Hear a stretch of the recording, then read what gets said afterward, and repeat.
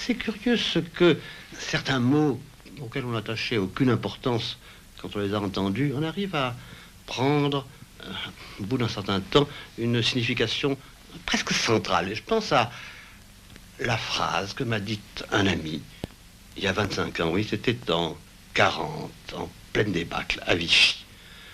C'était un homme de grand courage spirituel, et ça a été un des premiers résistants, mais il avait voulu venir à prendre parti à Vichy pour se rendre compte.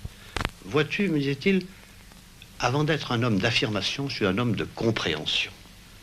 Eh bien, cet ami qui portait un beau prénom, Emmanuel, ne me ressemblait nullement.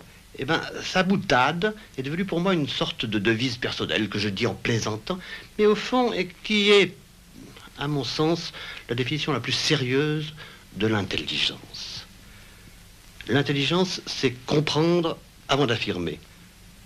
C'est, dans une idée, de chercher à aller plus loin, de chercher sa limite, de chercher son contraire. Par conséquent, c'est de comprendre les autres. Et entre soi et autrui, entre le pour et le contre, de trouver petit à petit un petit chemin. Oh, je sais bien que cette morale intellectuelle, tout le monde ne l'aime pas, surtout aujourd'hui. Qu'on aime les couleurs tranchées et que chercher les nuances entre le blanc et le noir, ça paraît un peu gris. Et pourtant, à mon avis, ce sont les fanatiques, les dogmatiques qui sont ennuyeux. D'abord, on sait toujours ce qu'ils vont dire à l'avance. Tandis qu'au contraire, je ne dis pas les sceptiques, mais les gens qui aiment le paradoxe sont amusants. Et le paradoxe, c'est, devant une idée évidente, chercher l'autre idée. Et puis aujourd'hui, enfin aussi, le mot de compromis, le compromis, c'est la plus belle, la plus courageuse des opérations intellectuelles. Ben, compromis, c'est devenu péjoratif, ça veut dire une compromission. Eh bien moi, malgré tout, je continuerai à penser qu'il faut chercher une juste synthèse, et je continuerai à dire que le monde n'est pas si simple, et que le monde n'est pas tout à fait absurde, et que justement l'intelligence, c'est de chercher dans quelle mesure on peut mettre un petit peu de raison dans cette absurdité.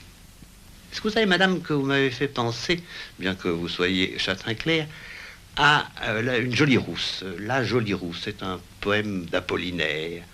Soleil, voici le temps de la raison ardente. Eh bien, cette raison ardente qu'un poète attend, quand elle lui apparaît, elle a l'aspect charmant d'une adorable rousse. Ce qui passe sur le visage des femmes avec la conscience intellectuelle et leur donne une espèce d'autre beauté. C'est ainsi que c'est comme si la beauté d'une femme prenait le caractère souverain. Et c'est pour ça qu'en français, au fond, je crois que les grandes idées sont du genre féminin, qu'il y a des grandes statues qui s'appellent la vertu, la République, la France. Je me rends compte, croyez-moi, que c'est parfaitement incongru que de faire dans le cadre de cette soirée ce petit discours philosophique, mais je vous demande de croire une chose, d'abord que c'est sincère, et ensuite que ce n'est pas parce que je vieillis que je fais cette déclaration de prudence intellectuelle. Quand j'avais 20 ans, au contraire, j'étais encore plus ouvert aux autres, et c'est maintenant, quand on a la soixantaine, qu'on voudrait donner de temps en temps des vacances à l'intelligence, que l'humanisme vous pèse, qu'on a envie de faire des bêtises. Je ne sais pas si j'y arriverai, mais en tout cas, je crois qu'il faut aimer les jeunes sages et les vieux fous.